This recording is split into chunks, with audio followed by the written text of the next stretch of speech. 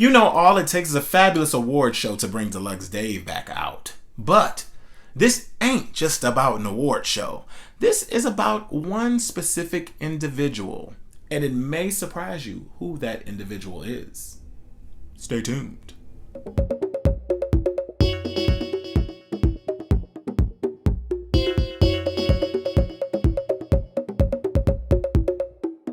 Hello, everyone, and welcome to a special edition of Deluxe Dave Edition. I am Deluxe Dave, and it's been about, a little over a year since I did my last BET Awards review. You can go back and view that, and it's back in, 2022 when, Billy Porter was there, too. Hold on. Am I reviewing every award show that has Billy Porter at it? Is that the thing? Is Billy Porter the reason? I'm not sure. But anyway, I am going to be reviewing the VMAs, but not just the VMAs. It's not going to go through all the boring, you know how people do the VMAs reviews and it's so long and they're just going over every little point. No, this time I'm narrowing it down to one specific individual who we're going to talk about momentarily. But the VMAs was an amazing, amazing show. It's one of the best that has been done in quite a while. The VMAs found a way to drag all of your fan bases together to make them watch who they wanted to watch, from Taylor to Nicki to Cardi to all the other people that I can't even name. But they found a way to bring all of them together. Doja, that's another one. And they found a way to bring everybody together so that we could get in there and watch the drama unfold. But did they gag you? Yes, they did. You thought it was going to be some drama that was about to unfold right there at them VMAs, and you was going to be getting the first class seat to see everything unfold. But everybody handled themselves so well. It was so well put together, and they did an immaculate job. I will say job well done to the VMAs. There were many standout performances. There was Nicki. There was Doja. I did not watch Doja. I saw clips, but it's something that this era of Doja Cat I cannot get into.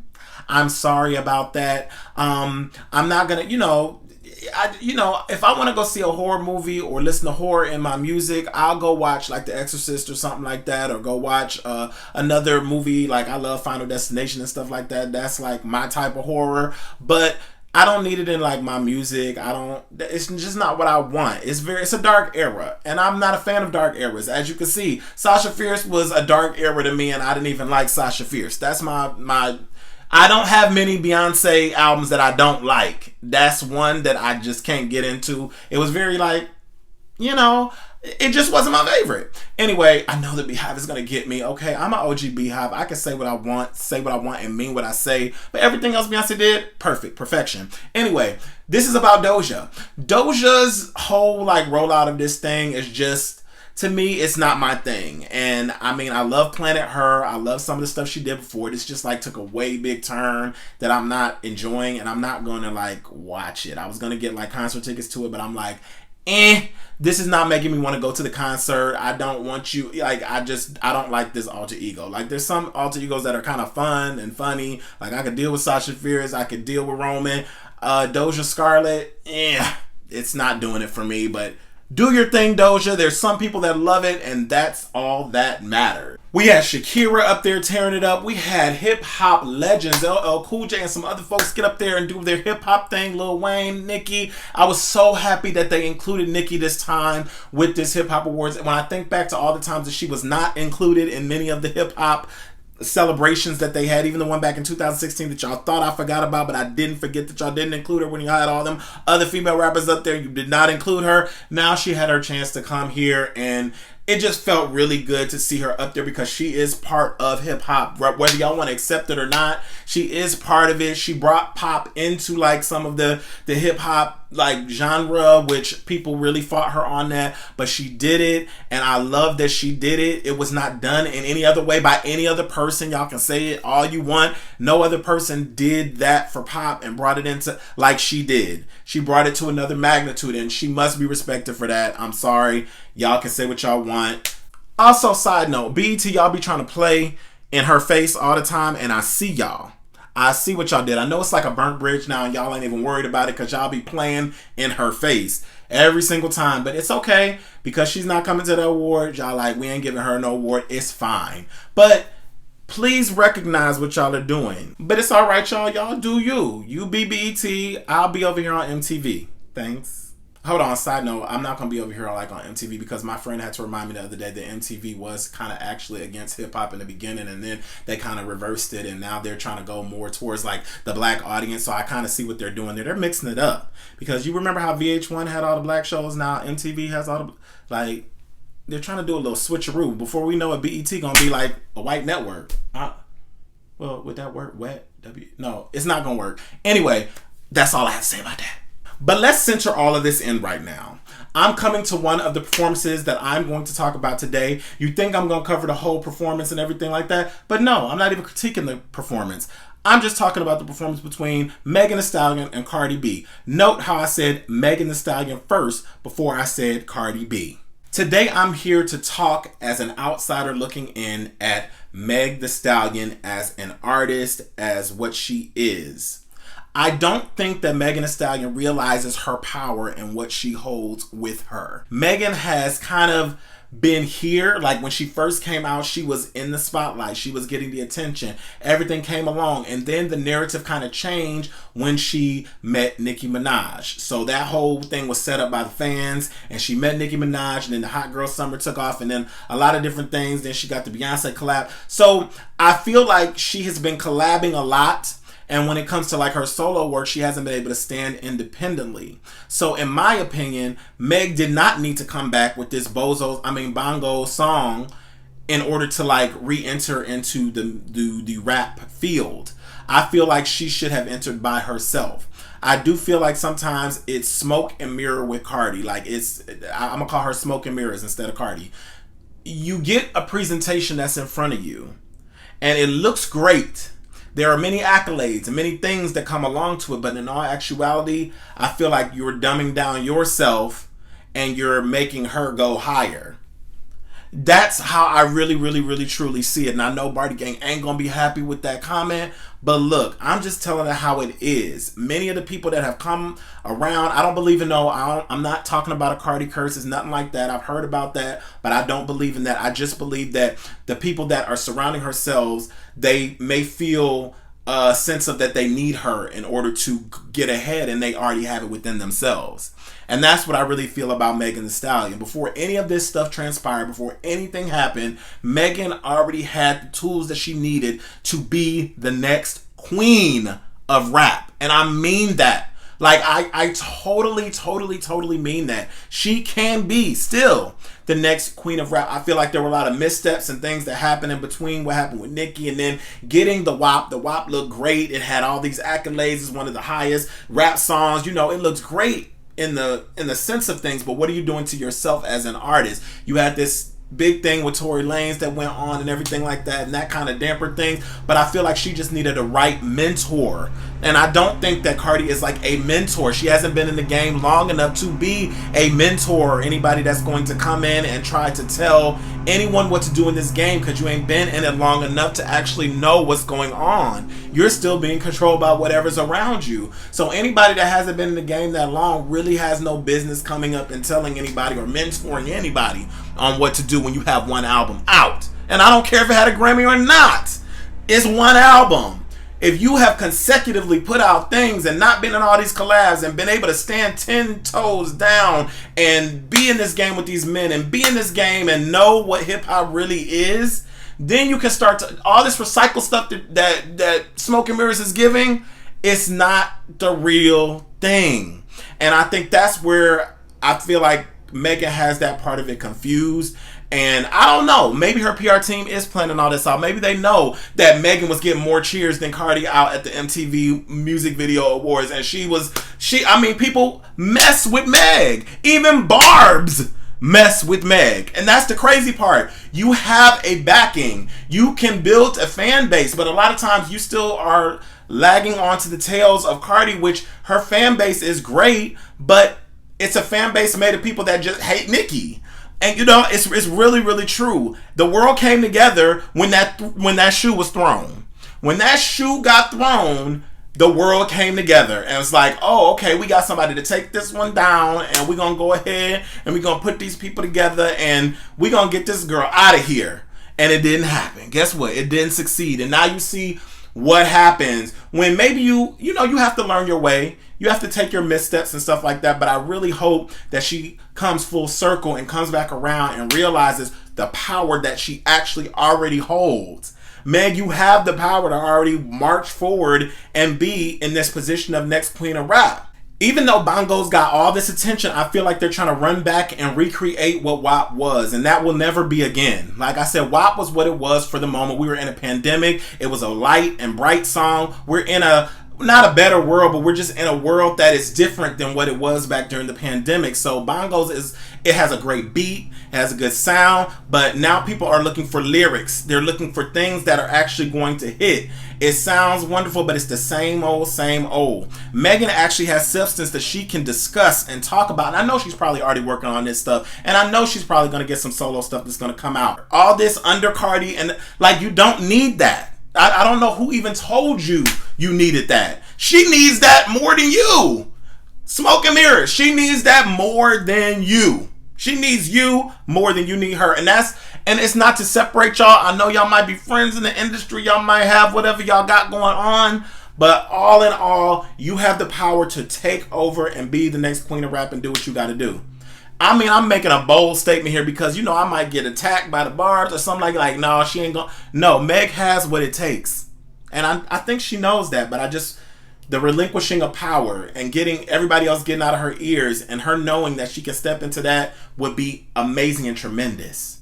In the end, I hope that Meg can come from under the shadows of Nicki and Cardi, like all together, and just be her own person and come up on her own account. If Meg wants to have longevity, she's going to have to come into this industry strong, rapping with her chest, not letting Doja come in here and give y'all this rap version of something that I don't even believe. I know Doja was a rapper before, but when you can't even attend a BET Awards or show support to the black community in different ways, and you've been caught numerous times doing different things that they tried to erase out of there so it looks like, you mess with black people, or try to pull these PR stunts where you're like, oh, she was out with Quavo right before her album comes out. Those are tricks and shenanigans. Tricks and shenanigans going out, and they're trying to fool y'all to make y'all think Doja really messes with the hip-hop community as a whole. That's why you didn't see Doja up on there on the stage, or they're not putting her in no hip-hop stuff because, for one, Doja's had more albums than Cardi, but y'all accept Cardi more into the fold. She's got up for like 12 hip-hop awards at BET. What in the world? What are we doing? Like, it's so confusing to me. Like, and it's no hate on Cardi. Like, she's a great rapper. She's a great, like, her fashion. A lot of the different things that Cardi does are beautifully done. But I just feel like she does not love the music. And I keep saying that. As much as she want to talk about artistry, yes, artistry she might have. But as far as music is concerned, I don't really think she's in love with the music. Until she gives me an album where she showed me she's in love with the music and it's her heart and her passion and she pours herself into it, or she tries to up people in the game, or she's really trying to show you that she loves hip hop as a whole, for real, not just that it's from the Bronx or that it's, that it's from all the, no, I ain't gonna buy it. Smoke and mirrors. Like, I'm not gonna buy it until it is really believable. And to me, it's not believable yet. So we'll see what happens over time. But in the meantime, in between time, Meg, you have time to just come on. Like, what are you waiting for? Like, yes, your album did not do that well. Traumazine didn't do as well as you thought it was going to do. But that was, that was your set. I think that was the second album that she had out, or maybe the third, because I know she had out something before that, but she was in that whole mix with her record label and all of that stuff. But now is the time. I think she got some Rock Nation backing and stuff like that.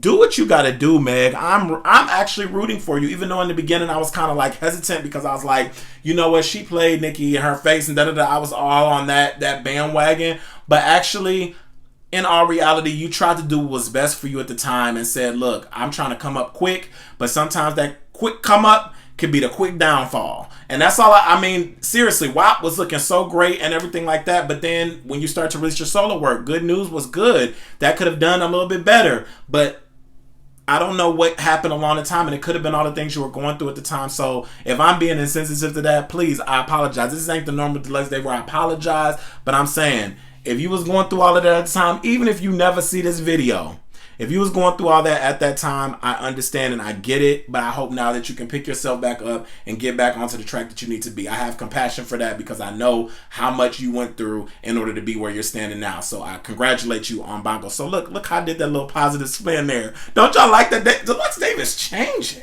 I'm changing. I kind of like it. But big ups to Meg. I see her doing her thing. I saw my friend sent me something about her being in the Big Mouth thing on Netflix coming out this fall. She's doing her voiceover work. She's doing some of the same things that we've seen other female rappers do coming up and stuff like that. Get your bag. Do what you gotta do. But now I just want you to say, when you rap this next album or this next single by yourself, I need you to go ahead and say it with your chest. Say it just like Doja said it with her chest up there on the stage. And say it like JT says it with her chest up there when she's singing about no bars. Like, say it with your chest. Like when Nicki was up there talking about you. When she did, yeah, say it with your chest. And really mean what you say, because people have become so freaking sensitive when it comes to hip hop and rap in general. This was never a sensitive sport. That hip hop was never that. It was never sensitive. It was like, say your stuff, talk your mess, get it all out in the open, get it off your chest. But we learned to be sensitive from watching Smoke and Mirrors throw a shoe at that Harper's Bazaar or whatever that thing was, that fabulous, beautiful event that they were at. We let her throw that shoe at somebody and get all sensitive about something she heard in her ear. And then we started like ganging up. Is what Doja is doing. That is what JT did. Do those things where you take that stuff to the booth and let all that aggression out there. All this back and forth on the internet. Yes, I believe in trolling. Yes, I think it's a good tactic to try to get your album to sell. But all in all, we want to hear it in the music. Ladies, we want to hear it in the music. Gentlemen, where y'all at? Y'all been, I don't know where the gentlemen rap, like, where y'all at? We just got Drake and a few other people who I don't really listen to. I don't really like the mumble rapping. It's not for me. But anyway, we got, where the men at? Like, where the clear, concise, like Wiz Khalifa. Y'all be joking about Wiz Khalifa, but Wiz Khalifa is the most articulate rapper. I understand every word he is saying, and I get what he's trying to do. The Wale's, we got our Kendrick Lamar. Like, we need more of that. More that J. Cole. Yeah, we need more of that. Less of the other stuff. And y'all can still talk y'all mess like y'all always do. But I need to see some more of that and not all this other mumble stuff. Like, come on. Get back to what it is. And that's why people respect Nicki so much. Every single word, articulate, nice, well put together. She knows what she's doing. That's what it is about. That is what hip hop is about. Everybody that came before, this mumble stuff just started recently. But back then, they wasn't doing all that. Let's get back to that and stop being so sensitive about all that, you know, what people are saying in their raps. This is not time to be sensitive. Get your bars out and show that you're on top. That's what I need Megan to do, please. I'm waiting for you, Megan. We're waiting. We're waiting for you right here. We're waiting with open arms. Open arms, Meg. We're here. And the final thing I'm going to say real quick, and I didn't want to say all this because I didn't want to get into a whole nother fan base who we haven't really discussed today. But let's quickly talk about Miss Little Kim's fan base over here. Because it seems like every time that Nicki does something, there is always the Lil Kim fan base that will come in and say, well, Lil Kim did this first. Her fashion, she did this, her hair. All of these things are coming back to Nicki, and the thing about it is, why are y'all dumbing down Lil Kim's talent and skills to just a wig or clothes? Why aren't y'all saying she's a rapper? Lil Kim is one of the best rappers ever. She was out with Foxy and Lil Kim, all that stuff that was going on during that time. She was the truth and still is. So stop making your legend seem lesser than she is by keep comparing her to Nicki. Like, it's ridiculous at this point, like pointing that stuff out.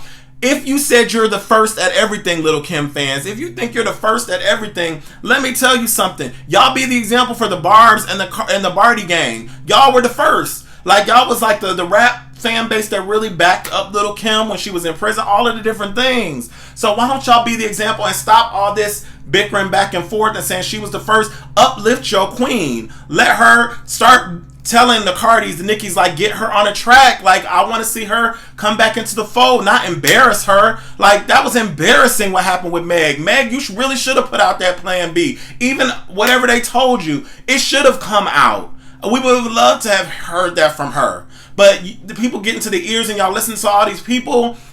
We would have loved to hear that. Even though people joke about it and stuff like that. Little Kim just needs that. Like, I'm serious. She is the icon. Like, she is. We know that. But stop trying to dumb her down all these times whenever you see Nicki being uplifted or somebody else. Well, Lil Kim did that first. You are being the example for the Barbs and for the Cardi and Barty gang. You are being the examples for them. So once y'all do it, you just continue in the legacy. Just like I said, when Lil Kim and all these different things came out and you know, there was that little back and forth, it was up to her at that time to have those open arms for Miss Mirage. It was her time for having that, like, it was her time for being like, I'm not gonna feed into all this, and if we really want to have this talk slick to each other in the raps and stuff like that, but still have a sense of respect for one another, we can do that. But the example was not set, and then that sent everything haywire, and that's why we see what we see today. And it's horrible. My friend just mentioned earlier today and said social media is the cause of a lot of those things of what's going on, and I do believe that's the truth. We've let it be something different. Smoke and mirrors. Just like I called Miss Cardi Smoke and Mirrors. Her whole, I believe that she had a great rap. Bodak Yellow was great. Invasion of Privacy was great. I have not really listened to that album like that, and it's not because I didn't like it. I just did not. It didn't hit like that. And maybe it was because of everything that happened with the shoe or whatever like that, because maybe that's just the bias in me at that time, but that was not my... there were a few songs I liked on that. The one that went to the Lauryn Hill, I liked that one. And I think that's about it. I am not being shady by any means. That wasn't it. All right, now that I've gotten that out of my system, please tune in to Coleman on Purpose. That is one of the podcasts that I have out. Make sure you go and listen to that. I'm in my second season on the podcast. Make sure you listen to the newest episodes or chapters that I have on each and every second Wednesday and last Wednesday of the month. I put them out bi-monthly. I would hope that you'll listen to it. That is a podcast that is really near and dear to my heart, talking about purpose and our purpose in this earth and everything that we put out into the earth and the energy. That's why I said I'm kind of changing. Deluxe Dave used to be able to tell it like it is. It's like now I've kind of polished it up a little bit, and I'm up here apologizing and stuff like that, but I didn't used to do all that. I used to say it and let it be. But now there's a purpose inside of me that I know I'm supposed to exert to this earth. So please check out Coleman on Purpose. If you haven't subscribed to my YouTube channel, please subscribe to Deluxe Dave. I would love to get my subscribership up so I can do some more things on YouTube and get it monetized and stuff like that. And also, please make sure you follow me on TikTok. I'm on TikTok all the time. That is another one of my outlets. It's on Deluxe Dave as well. So you can just type in Deluxe Dave. Also on Instagram at Deluxe Dave. So you can find me in all those places as Deluxe Dave. Again, wonderful seeing y'all. Thank you for coming. Until the next time I feel like doing something like this. Peace.